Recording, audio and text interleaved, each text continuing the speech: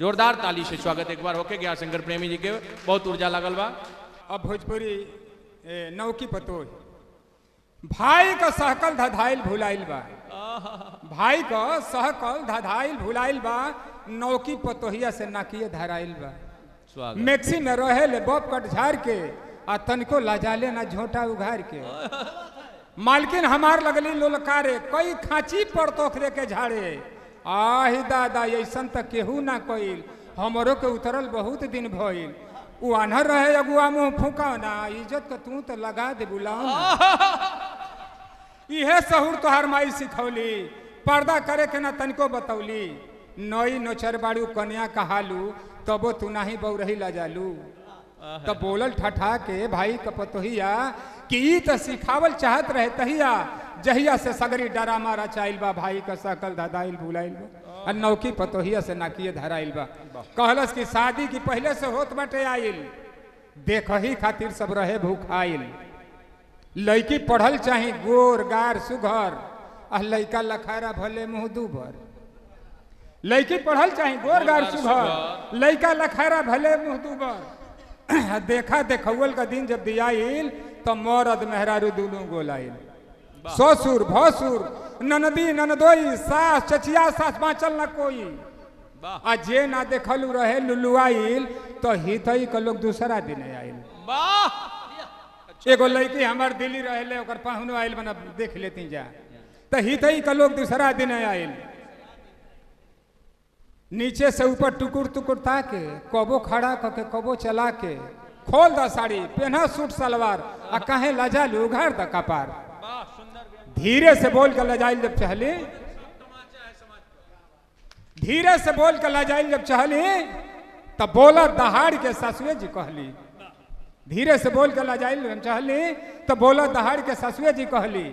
कहलत कि लड़की तक काटे लायक नहीं बाटे, बाकी लड़को सवाच लोग बोल बतिया के, संगे संगे दुगो मीतो लोग आइल बा।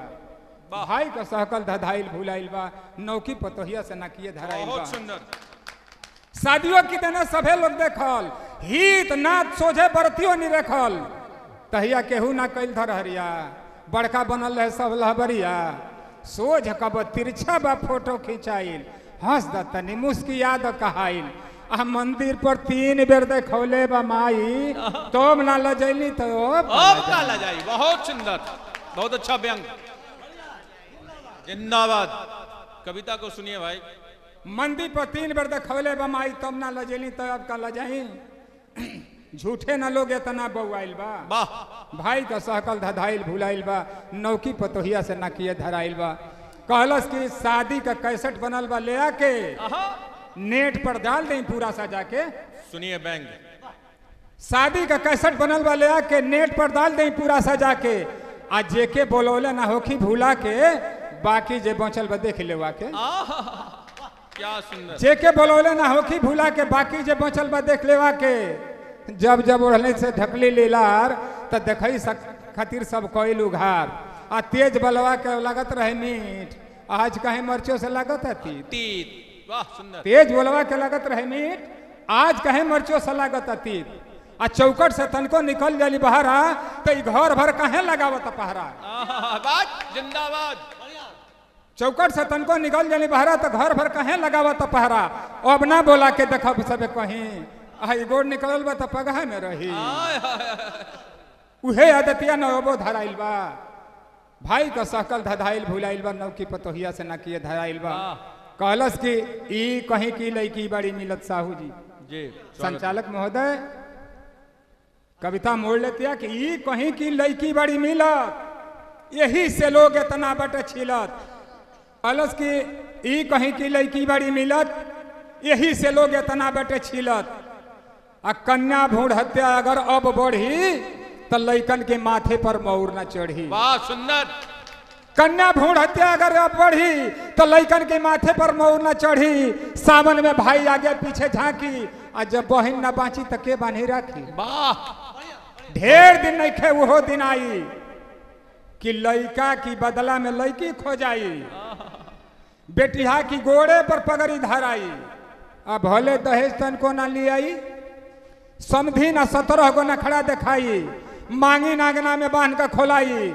और ना देखबा लइका कहनाइल बा भाई का सहकल धधाइल भुलाइल बा नौकी पतोहिया से नाकिए धराइल बा नौकी पतोहिया से नाकिए धरा हमारी कविता में तनको मिलावट रुआ ना पाई जौन लिखे ना अपन बोली ना एकदम कहे कि एक बार हम मिठाई के दुकान पर गईले कहले के बाबू एमे मिलावट नहीं खे न वो गुटका खैले रहे आ हे तरह फेंटत रहे जौन का कहले ला के खोवा खोवा खोवा कहेंगे फेंटत रहे कहलस कि चर्चा में मिलावट ना पैबा तले 4 बूंद वही में चू गई मिला दिहलस कहने समझ में मिलावट रहे मर्दवा। अच्छा हम अपनी कविता पर आवतानी मूल कविता पर स्वागत बा। इससे पहले देश के प्रति 4 पंक्ति स्वागत स्वागत स्वागत। कि भले लड़े दल राजनीति में फिर भी इतना याद रहे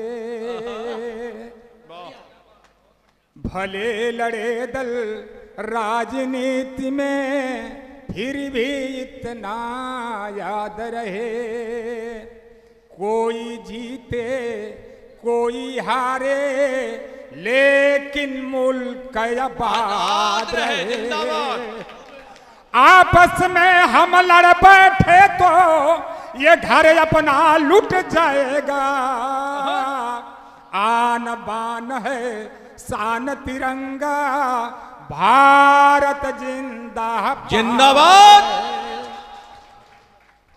अब विदा लेते हुए हास्य कवि होते हुए एक छंद जब हमारी लड़का का तिलकहरू आई लोग हमसे बात होखे लागल हमार होखे वाला समझी हम बतियावत रह जाऊ अपनी लड़की का बड़ाई झोंकत रहल हम अपनी लड़का का झोंकत रह अपने खास लड़का के नु जी हमर खासे रहे हाँ मने पक्का बानू जी हमारी सगी पत्नी का सगा लड़का माना तो पूछ लेनी है मने रौरा जाना था नहीं ये बात के नु तो एक वार्तालाप देखी कि मेरे लड़के का जब आए तिलक हरू तो